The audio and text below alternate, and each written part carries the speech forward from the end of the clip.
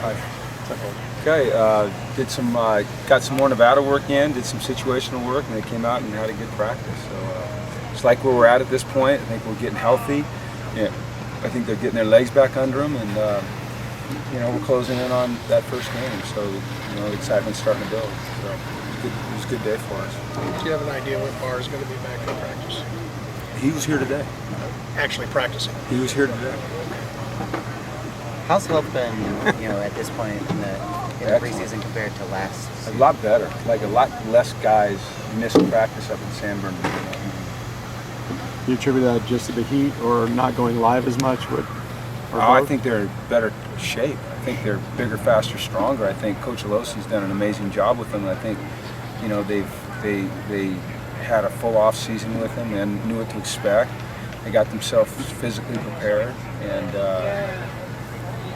I think that's what I attribute it to.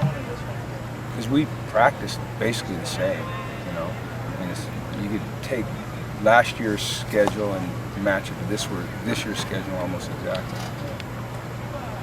It seems like there's a lot more contact between Shaq Evans and Ishmael Adams and one-on-one drills than I've seen in other pairings. So how do you feel about that? I feel good. Those guys get after two really good players competing their tails off. You'd love to see that, There's a couple starters in the Pac-12 that get the chance to battle every day. It's just making them better. I think it's fantastic. Is that a coach's choice to match them up just because they're both probably going to be starters? Well, they both are starters. No, because, that's how it works. The ones go typically against the ones, like Fabian's on the other side going against Jordan Payton or, Devin Lucian. It's pretty typical how everybody practices. Devin has been a lot less vocal, it seemed like, this fall than he was in the spring. Is that kind of a product of him maturing, or is that, I would probably say yes. Yeah, he's growing up, he's getting older, he's experiencing more things in his life. I don't know, I've been really impressed with him, from that standpoint, and from the way he's prepared, or the way he's performed this year. Yeah, I think so. I think he's just growing up, I guess. And I don't want that to sound like a negative, like he's immature. He's growing up. It's good to see. The wide receivers, does that group maybe have more personality than some of the other groups? It seems like they're pretty vocal, flashy, kind of.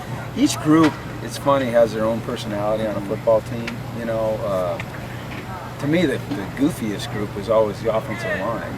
Nobody ever sees it because nobody ever talks to them. They're just kind of over there by themselves. But they're usually the goofiest group. DBs and receivers, they're usually a little bit, sometimes full of themselves. But I don't know. They all seem to get along pretty well. They all hang out together. What's the dullest position?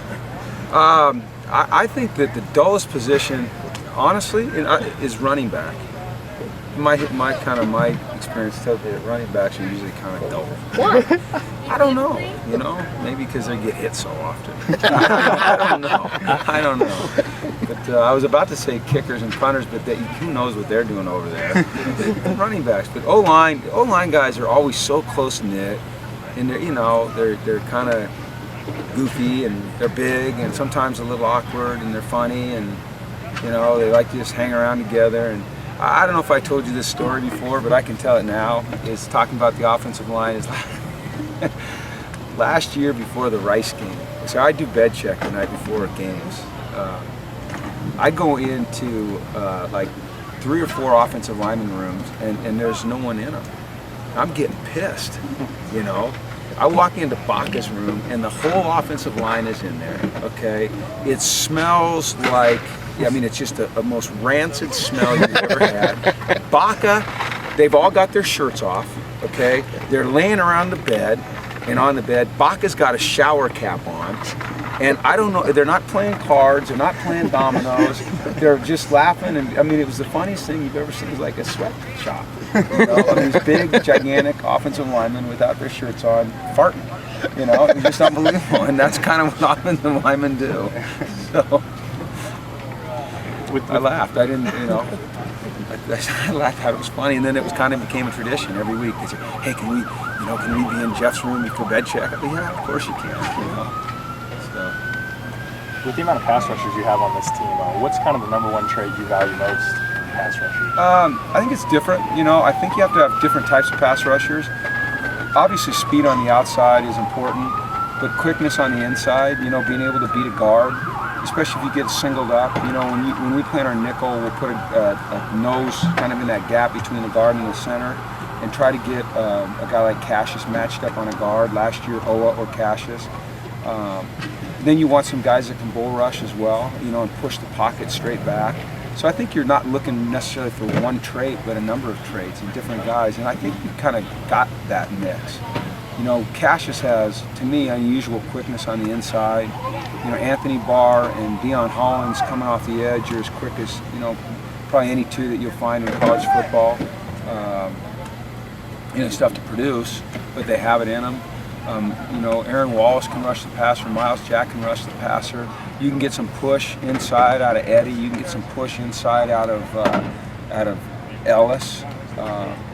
So I kind of like the mixture that we have. Yeah, I do.